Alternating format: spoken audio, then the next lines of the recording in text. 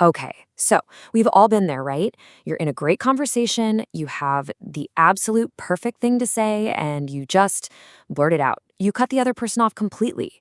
And that feeling of guilt, it hits you instantly. But what if interrupting isn't always some kind of character flaw? What if it's actually a fascinating little glitch in your brain's working memory? Well, that's exactly what we're going to dig into today. First up, let's just sit with that feeling for a second. We're calling this the interruption guilt trip. Because honestly, it's a cycle that so many of us know all too well. You're talking, you're engaged, you're trying so hard to be a good listener, and then it happens again. I mean, really think about that. It's not just some little mental urge, is it? Sometimes it feels like actual physical pressure, like this desperate, overwhelming need to get this brilliant idea out into the world before it just vanishes. And there it is.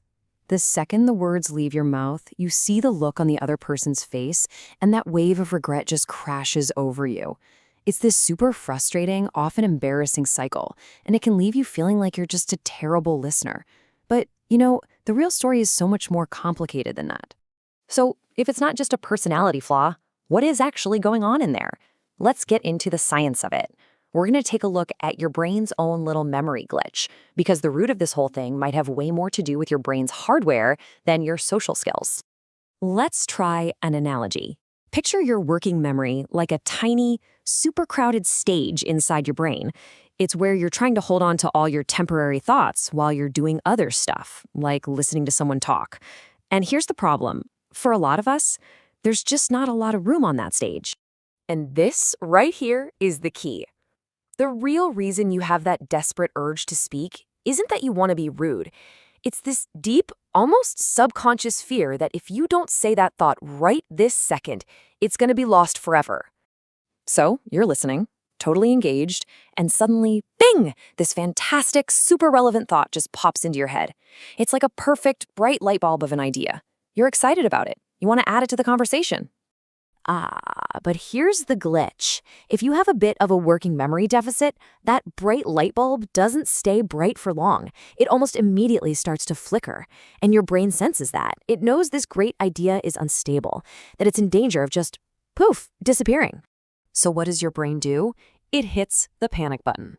Its only mission becomes save the thought. And the only way it knows how to do that is to eject it from your head, to say it out loud right now before that light goes out for good.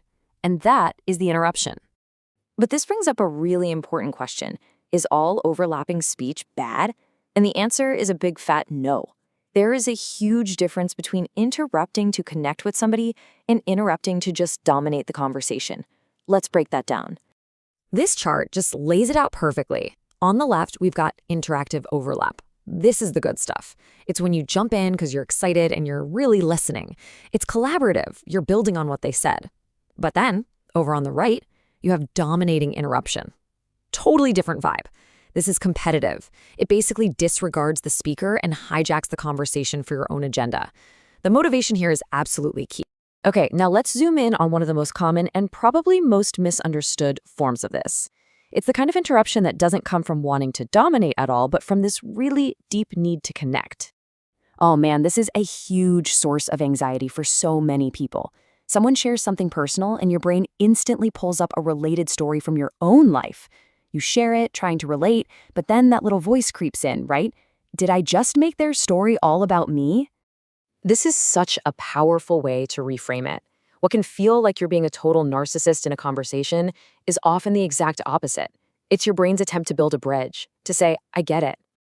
Right, so the whole point is that by sharing your own experience, you're not trying to one-up them or steal their spotlight. You're trying to show empathy in the most direct way your brain knows how. You're basically saying, hey, you are not alone in this feeling. I've been there too. It's a fundamental attempt to bond. Okay, so we get the why now. We know it's often a brain glitch, not a character flaw, but that doesn't really solve the problem of accidentally frustrating our friends and coworkers. So what can we actually do about it? Here's a super simple but incredibly effective technique. First, when that great idea pops into your head, just acknowledge it. Don't panic. Second, and this is the magic trick, write it down. Just a keyword or two on a notepad or your phone. This basically tells your brain, hey, don't worry, the thought is safe. We saved it. Then, for step 3, you can fully re-engage with the speaker, knowing your amazing idea is just parked, waiting for you. And the benefits of doing this are huge. For one, you're showing respect to the person you're talking to, which is always good. 2, you actually stop losing all those brilliant, fleeting ideas. And maybe most important of all, you get to actually listen again, because you're not spending all your mental energy just trying to cling to a thought. So the next time you feel that urge, remember this. It's not happening because you don't care. It's happening because you care so much that your brain is just firing on all cylinders.